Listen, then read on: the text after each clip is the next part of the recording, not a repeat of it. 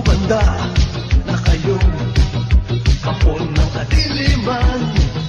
Oras na ng pagtutubos, kasamaan ay dapat matapos. Yung pa ako. Malamig ang paa nyo. Dito.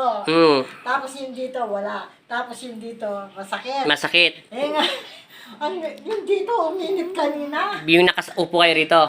Hindi ko na kayo kinuha ng video eh. Pinagaling ng Diyos. Pero wala kayo sabi na ha. Yung stick hanggang saan ang init. Yung init, hindi yung nilagyan kayo doon sa pa kanina. Hanggang saan yung init niya. Dito. Hanggang dyan umabot yung init. Pero dito po, hindi.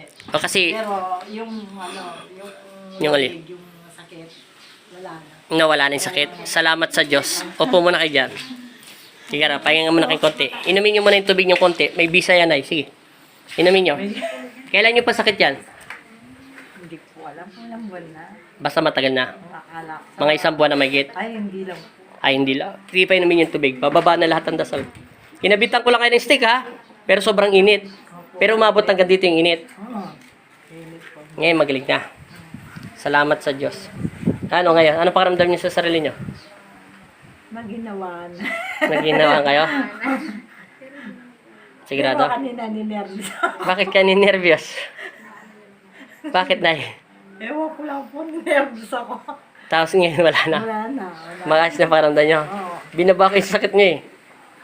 Yung mga sakit niyo binaba, nilusaw ng Diyos. Ano yung sinasabi niyo kanina? Yung agimat ng anak niyo? Ano yun?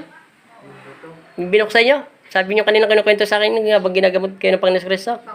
Yung pangontra, ano yan? Pangontra po. Ano nga ang laban ng pangontra? Bato. Anong bato?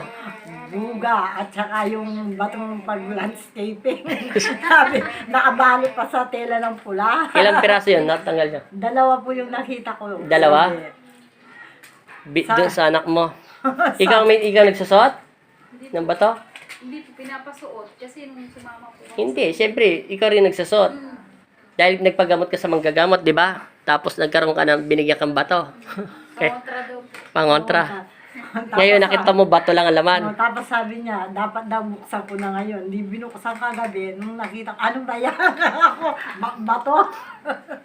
Malikabok pa, mabangin pa. Mabawangin pa. Pero ang ganda ng balutan, no? Ayaw ko ba sa ibang mga manggagamot, bakit sinisira Yung nila? plastic po, parang pinunit lang ng kamay, yung punit-punit. Ginano lang. Ay, hindi pinuwian ng gunting.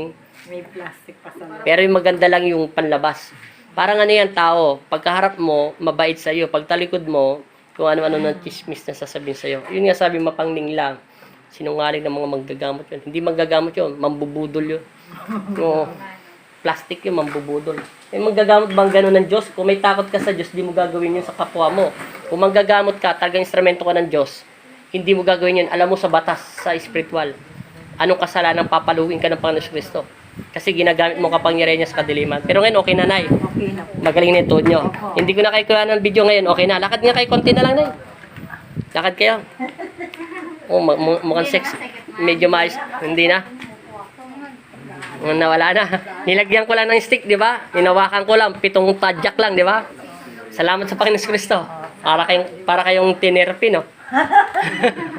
Masaya na si Nanay. Okay po. Salamat sa una sa Diyos, ha?